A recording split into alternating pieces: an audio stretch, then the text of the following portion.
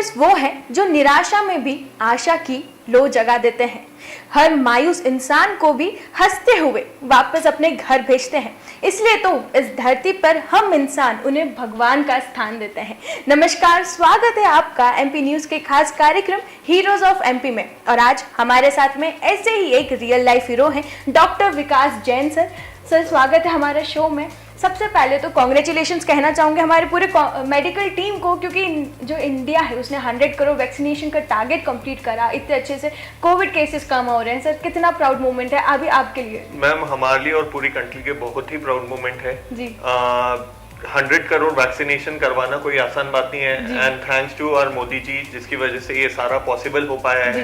पूरा medical fraternity जो रहा है, एंड हम सारी मेडिकल फ्रेटर्निटी काफी रिलीव भी हैं कि कोविड के केसेस अप डाउन हो रहे हैं और चीजें नॉर्मल हो रही हैं। जी, मैं हमारे दर्शकों को बताना चाहूंगी कि doctor Vikas Jain sir revision joint replacement के लिए पॉटकल से ट्रेन है, एंड इंदौर में कुछ नामी सर्जन्स में से हैं जो रिवीजन जॉइंट रिप्लेसमेंट सर्जरी में भी इंटरनेशनली ट्रेंड होकर यहाँ प्रैक्टिस कर रहे हैं। तो ये हमारे इंदौर वासियों के लिए भी काफी ज्यादा एक प्राउड मोमेंट है कि हमारे यहाँ पे एक ऐसी टेक्निक से ट्रीटमेंट हो रहा है पेशेंट का जो बाहर फॉरेन कंट्रीज में किया जाता है। सर, व्हेन हम बात करते हैं जॉइंट रिप्लेसमेंट की, तो मैं आपसे जानना चाहूंगी व्हाट एग्जैक्टली जॉइंट रिप्लेसमेंट और ये कैसे होता है? मैम, जॉइंट बेसिकली जो होता है, दो हड्डियां जहां जुड़ती है उस एरिया को अपन एक जॉइंट कहते हैं। शरीर में 3 बड़े जॉइंट्स हैं, एक हिप जॉइंट है, एक नी जॉइंट है और एक शोल्डर जॉइंट है।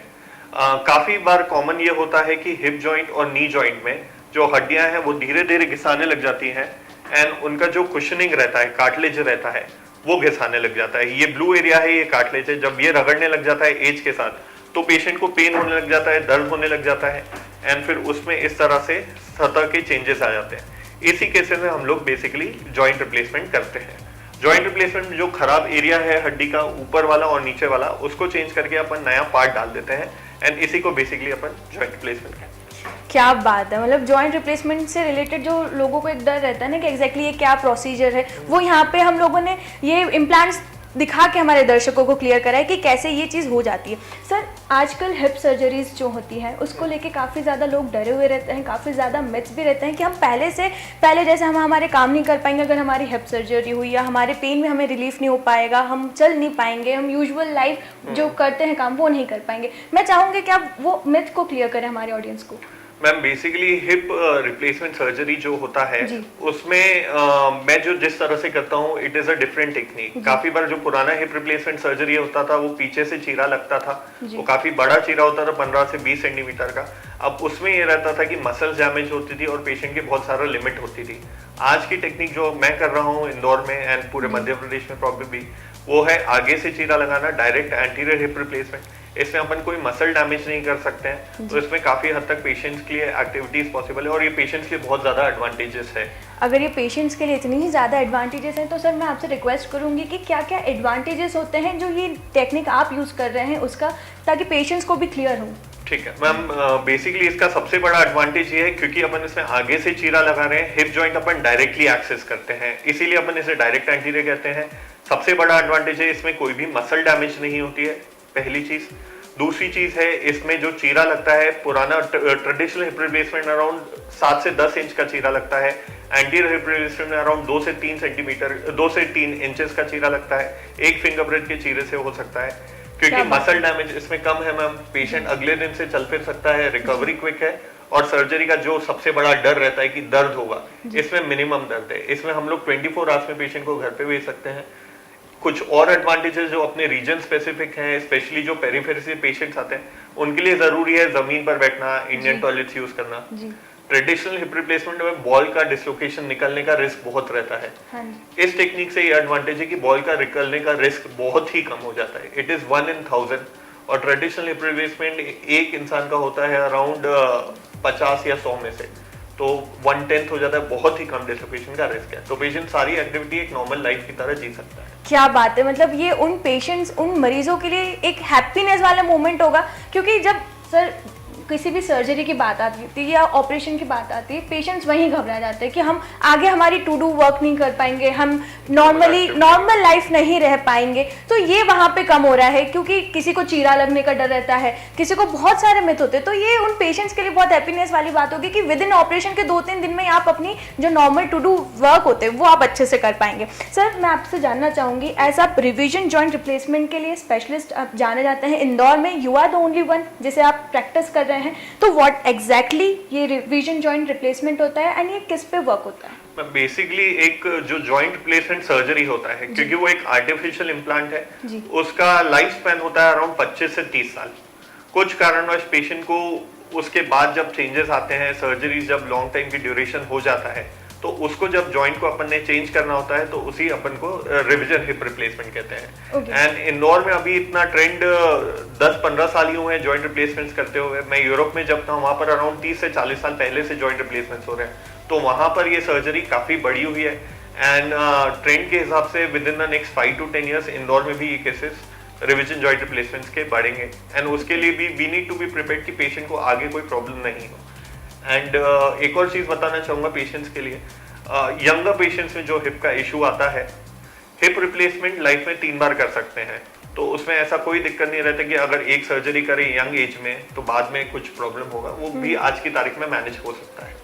क्या बात है, ये हमारे इंदौर के लिए, हमारे इंडिया के लिए बहुत ज़्यादा प्राउड मूवमेंट है, क्योंकि ऐसी सर्जरी सब हमारे यहाँ पे भी फॉलोअप होती है जो फॉरेन टेक्निक से यूज़ करी जाती थी। क्यों सर? एंड सर, अब मैं यहाँ से एक और चीज़ आपसे जानना चाहूँगी, क्योंकि जब आप इतने सारे पेशेंट से इंटरेक्ट करते हैं, इतने सारे एज ग्रुप के भी आपके पास में पेशेंट्स आते होंगे, राइट?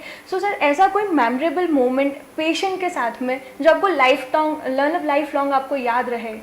मैम, केसेस तो बहुत सारे हैं, every time we feel special. हम हर पेशेंट को ट्रीट करने हमारे लिए वही पेशेंट इंपॉर्टेंट रहता है, बट कुछ केसेस ऐसे हैं। एक पेशेंट आई थी 2.5 साल से वो बेड पे थी, उनने दिल्ली एम्स में भी दिखाया था कि घुटने का प्रॉब्लम है, सीधा नहीं हो रहा है, क्या करें। चेन्नई में भी दिखाया था, वहां पर उनको सिर्फ ये एडवाइस करा कि पहले पैर स्ट्रेच करिए, फिजियोथेरेपी करिए, नॉर्मल होगा, फिर आप आइए, आपका जॉइंट रिप्लेसमेंट सर्जरी करेगा। बट पेशेंट क्योंकि दर्द से परेशान थी, वो करवा नहीं पा रही थी। तो जब मैं टाटा हॉस्पिटल में था, हमारा टीम था, एक एनेस्थेटिस्ट, एनेस्थीसियोलॉजिस्ट एंड फिजियोथेरेपिस्ट, सबने साथ में we gave them blocks in special technique से उनका हमने जॉइंट रिप्लेसमेंट करा। पहला सर्जरी करा उनका एक साइड का, मैं खुद थोड़ा डाउटफुल था will it be very successful, patient चल पाएंगे कि नहीं। एंड जैसे ही हमने उनका एक वीक बाद दूसरा साइड का भी सर्जरी करा, विद इन 2 days वो वॉकर के साथ चलने लग गई। एंड 2.5 साल के बाद वो पेशेंट वापस रिस्टोर हुआ चलने में। तो वो एक बहुत अच्छा, एक टचिंग मोमेंट था कि जॉइंट रिप्लेसमेंट से पेशेंट का इम्प्रूवमेंट लाइफ। क्या बात है, मतलब ये तो सर एक न्यू लाइफ देने जैसे ही हो गया, क्योंकि वो पेशेंट चल नहीं पा रहा था और अब उस सर्जरी की मदद से now he is back to his life, वो चल रहा है, अपने डे टू डे वर्क कर रहा है, नॉर्मल लाइफ जी रहा है। तो ये सर एक मतलब जीवन दान ही कह सकते हो, मतलब आपने जो जीवन दान किया। सर, नेक्स्ट राउंड की तरफ हम बढ़ते हैं। ये ऑडियंस राउंड होता है जहाँ ऑडियंस के क्वेश्चन आते हैं जो वो अपने रियल लाइफ हीरो से पूछना चाहते हैं। ऐसे ही हमारे पास एक क्वेश्चन आया है, अमृता शुक्ला जी हैं, तिलक नगर से हैं। उनका सवाल है कि उनके जो पापा हैं वो पिछले 7 साल से नी पेन के प्रॉब्लम से परेशान है। उन्होंने काफ़ी मेडिसिन वगैरह भी ली, लेकिन कोई रिलीफ नहीं हुआ है, ना ही ट्रीटमेंट से कोई रिलीफ हुआ है। एंड उनके जो फादर हैं वो कोविड से सफ़र कर चुके हैं। Now he is very much afraid कि अगर उन्हें ऑपरेशन के लिए सजेस्ट करा तो वो मतलब उनकी लाइफ में कोई कॉम्प्लिकेशंस ना आ जाए या रिस्क ना आ जाए। तो मैं चाहूँगी कि आप उनके सवाल का जवाब दें। अमृता जी को मैं एक आंसर देना चाहूँगा। सबसे इम्पोर्टेंट चीज़ ये है कि अगर कोविड होता है या नहीं होता है, हर पेशेंट को सर्जरी के लिए हम लोग इक्वली असेस करते हैं। एंड कोई भी जॉइंट रिप्लेसमेंट सर्जरी, क्योंकि ये एक इलेक्टिव सर्जरी है, पेशेंट की जान के लिए नहीं जरूरी है, ये एक लाइफ इंप्रूवमेंट सर्जरी है। तो इसमें हम लोग हर चीज, ब्लड इन्वेस्टिगेशंस करते हैं, हार्ट चेकअप करते हैं, फिजिशियंस को दिखाते हैं कि सारी चीजें सेफ है, सारा बेसलाइन इन्वेस्टिगेशन सेफ है, पेशेंट की लाइफ को कोई भी 1% जोखिम नहीं हो, एंड फिर ही हम लोग ये सर्जरी के आगे प्रोसीड करते हैं। कोविड के कारण काफी वीकनेस आई है और पेशेंट्स को प्रॉब्लम हुई है, बट हमारे हॉस्पिटल में, मैं शाल्वी हॉस्पिटल से एसोसिएटेड हूँ, वहां पर we have a train team of physicians and anaesthesiologist, and हम सारे कॉम्प्लिकेशंस असेस करके पेशेंट की सेफ्टी देखकर ही मैनेज करके हम लोग प्रोसीड करते हैं आगे। तो उसमें ऐसा कोई रिस्क नहीं है लाइफ का या कोई दिक्कत होगा। विल मेक श्योर कि everything is safe and then we proceed. The other thing what I would like to say is जो सक्सेस रेट है सर्जरी का, इट इज इक्वल, कोई एक नॉर्मल पेशेंट का भी करें या कोविड पेशेंट का भी, सक्सेस रेट इक्वल ही रहेगा जॉइंट रिप्लेसमेंट सर्जरी का। जी अमृता जी, मुझे लगता है आपके सवाल का जो जवाब था वो आपको और आपके पापा को भी मिल गया होगा कि जो जॉइंट सर्जरीज होती हैं वो पेनफुल इतनी ज़्यादा नहीं होती और इसमें इतना ज़्यादा रिस्क नहीं होता, बिकॉज डॉक्टर्स भी पूरी केस स्टडी करने के बाद ही जो मैक्सिमम जो उनके लिए हो सकता है बेनिफिशियल वही पेशेंट्स को सजेस्ट करते हैं। सर ऐसे ही दूसरा सवाल हमारे पास में आया है, युवराज सिंह जी हैं नवलखा से। उनका कहना यह है कि ड्यू टू लॉकडाउन 2 साल से वो घर पर ही थे, बैड पोस्चर के कारण उनकी हिप जो है वो बहुत ज़्यादा पेन करते हैं, वो ज़्यादा लगातार लंबे टाइम तक वो बैठ नहीं पाते। तो क्या ये एक सीरियस कंडीशन है, उन्हें ऑपरेशन की ज़रूरत पड़ सकती है या वो उन्हें समझ नहीं आ रहा है? उनको कोविड का कुछ हिस्ट्री है, ऐसा कुछ हुआ था? उन्होंने बस वैक्सीन लिए रखा है। ओके, वैक्सीन ले रखा है। मैम देखिए, जो बेड पोस्चर की वजह से हो रहा है वो काफी बार मैं देखता हूँ पेशेंट्स को, and lot of patients are from IT जिनको ये हिस्ट्री हुई है, उनका बैड पोस्चर की वजह से उनको प्रॉब्लम हुआ है, but that is not related to the hip joint. वो काफी बार स्पाइन से रिलेटेड होता है, तो उसमें बेटर चीज ये रहेगा कि एक बार अपन असेस करवाएं प्रॉपर्ली। असेस करवाने के बाद ही क्लियर सोल्यूशन निकलेगा। एक और चीज मैं आपको ये बताना चाहूंगा, जिन पेशेंट्स को कोविड हो रखा है एंड उनको हिप जॉइंट या बैक साइड का प्रॉब्लम हो रहा है, काफी बार कोविड पेशेंट्स जब सीरियस हो जाते हैं उनको स्टेरॉइड दिया गया है क्योंकि वो ही लंग के फंक्शन में हेल्प कर रहा था, एंड उससे काफी बार ये साइड इफेक्ट देखा जा रहा है आज की तारीख में हम लोग की हिप जॉइंट का जो एवीएन है, हिप जॉइंट का खून संचार खत्म हो रहा है and they are suffering from arthritis. तो इसलिए युवराज जी को मैं बेस्ट सजेशन ये दूंगा कि आप अपने नियरेस्ट फिजिशियन या क्लिनिकल डॉक्टर, ऑर्थोपेडिक डॉक्टर को दिखाएं, एक बार प्रॉपर इवैल्यूएशन करवाएं, क्योंकि जो चीज सिंपली अर्ली स्टेज में सॉल्व हो सकती है उसको अपन लेट स्टेज तक नहीं ले जाएं तो वो बेस्ट चीज रहेगी। एग्जैक्टली युवराज जी, मुझे लगता है आपके सवाल का आपको सही जवाब मिल गया होगा, बिकॉज हमारे साथ में जब रियल लाइफ हीरो कनेक्ट होते हैं तो वो हमें बेस्ट एंड जो रिलायबल जो सॉल्यूशंस होते हैं वही हमें गाइड करते हैं। सर बढ़ते हैं आगे की तरफ। जब नी रिप्लेसमेंट, हमने हिप की बात कर ली, अब जब हम लोग नी रिप्लेसमेंट की बात करते हैं तो इसके लिए कभी सर लोग काफ़ी ज़्यादा डरे हुए हैं कि अगर हमने नी सर्जरीज करवाई तो वो हमें काफ़ी ज़्यादा पेनफुल होगी, हम साइकिलिंग नहीं कर पाएंगे, हम दौड़ नहीं पाएंगे, हम चल नहीं पाएंगे, स्पेशली जब एक एज ग्रुप के बाद, एक एज के बाद जब नी में प्रॉब्लम आता है, घुटनों में दर्द की प्रॉब्लम सामने आती है, तो सर ये एग्जैक्टली नी रिप्लेसमेंट की मदद से कैसे सॉल्व हो सकती है एंड ये कितना ईजी प्रोसीजर भी है? मैम बेसिकली जिस तरह से हम टेक्निक करते हैं आजकल, जो पहले जो नी रिप्लेसमेंट था वो बस एक पेशेंट की लाइफस्टाइल मॉडिफिकेशन था, उसमें काफी बार पेशेंट जिस तरह सोचते हैं 2-3 महीने दर्द रहता है और वो सारा प्रॉब्लम रहता है। आज की जो हमारी टेक्निक है, क्योंकि उसमें चीरे का लेंथ छोटा हो गया है, मसल डैमेज कम हो गया और टेक्निक जो 10-15 साल पहले थी वो बहुत ज्यादा एडवांस हो गई है। मैं पेशेंट्स को नॉर्मल सिंपल लॉजिक से ये बताना चाहता हूँ, जिस तरह आज आपका मोबाइल फोन है एंड जो 20 साल पहले था बहुत ज्यादा डिफरेंस है उस फोन में, right? So that is how the technology has improved. Knee replacement का जिस तरह मॉडिफिकेशन हुआ है, आज की तारीख में हम लोग पेशेंट को अगले दिन चला देते हैं, 2 दिन में पेशेंट सीढ़ियाँ चढ़ना उतरने की एक्टिविटीज कर सकता है and within a week patient घर में सारी नॉर्मल एक्टिविटीज कर पाता है विदाउट एनी प्रॉब्लम। और क्योंकि अपना मसल डैमेज कम होता है तो पेशेंट का रिकवरी भी उसमें ज्यादा अच्छा रहता है।